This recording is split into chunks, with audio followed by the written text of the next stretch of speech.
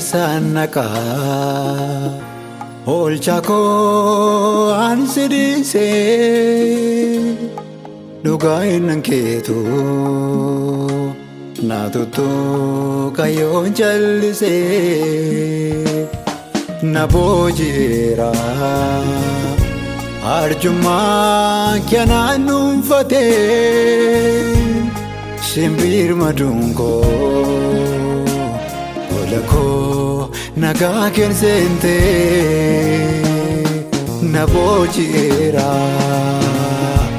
arari kyananum fate simbir madungo golako nagaken sente nabojira jalali kyananu fate simbir madunko golako nagaken sente ani solma kenima anago temabdok fama ani solma kenima nagargar temabdok fama ani solma kenima anafgo temabdok fama ani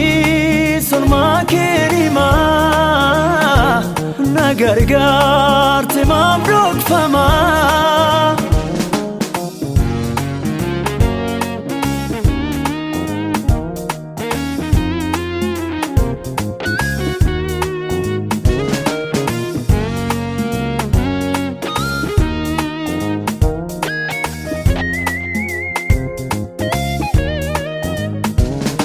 Abakof mida malalte nadib dedan walante dedebi dazna gafate fayuko nabdu gomsite jajaba derka kergade jirade rasina bade anafgo temabdok fama ani solma kenima anafgo temabdok fama ani solma kenima nagargar temabdok fama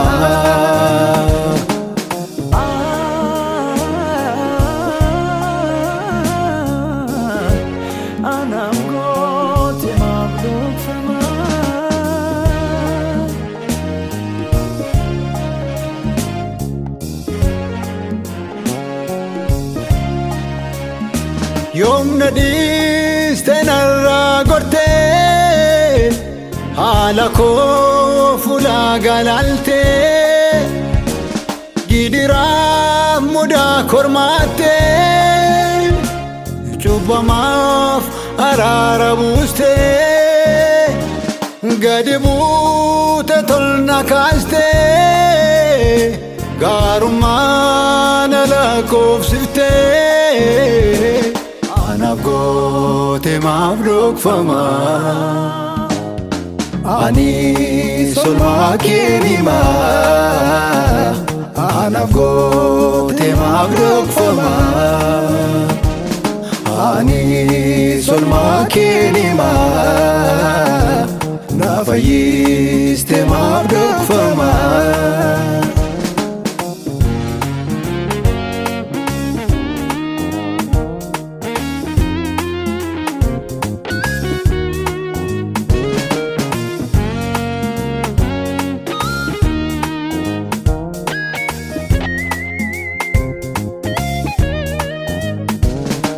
abdadena le yasizne akanama karandam sane ol kastes takanambune rakanan ramba kanne tabakot izna anaaf michuu koo